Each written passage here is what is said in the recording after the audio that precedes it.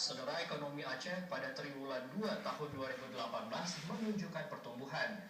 Dibandingkan triwulan 1 3,26% dan meningkat menjadi 5,74% atau tertinggi kedua di Sumatera. Namun pencapaian tersebut belum terstruktur dan berikut informasi selengkapnya. Masih tingginya angka pengangguran dan risiko tekanan inflasi menandakan pertumbuhan ekonomi tidak struktural karena banyak pekerjaan yang harus diselesaikan. Dari sisi stabilitas makroekonomi dan keuangan memang terjaga, namun pertumbuhan ekonomi Aceh belumlah secara struktural. Permasalahannya adalah pertumbuhan ekonomi belum diikuti pengurangan angka pengangguran, penyediaan infrastruktur, dan peningkatan produktivitas pertanian.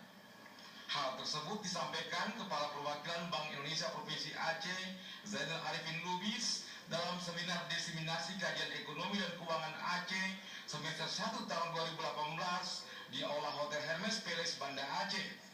Seminar menampilkan narasumber Juli Budi Wirantia dari BI Pusat, Eko Listianto, Wakil Direktur Indef, dan Rustam Effendi, pengamat ekonomi Aceh. Untuk menuju pertumbuhan ekonomi terstruktur, menurut Zainal Arifin, ada beberapa hal yang menjadi perhatian kita bersama. Di antaranya, menciptakan dan mengembangkan sumber pertumbuhan ekonomi baru, menurunkan defisit transaksi berjalan di tengah terbatasnya aliran modal asing yang masuk, meningkatkan ekspor dan mengurangi impor. Dengan kondisi itu, ketidakpastian ekonomi dan pasar keuangan global yang masih tinggi, pertumbuhan ekonomi Aceh diperkirakan bisa meningkat sampai 6%. Turut memberikan sambutan Karo Ekonomi Setda Aceh Amirullah. Tim Liputan TVRI melaporkan.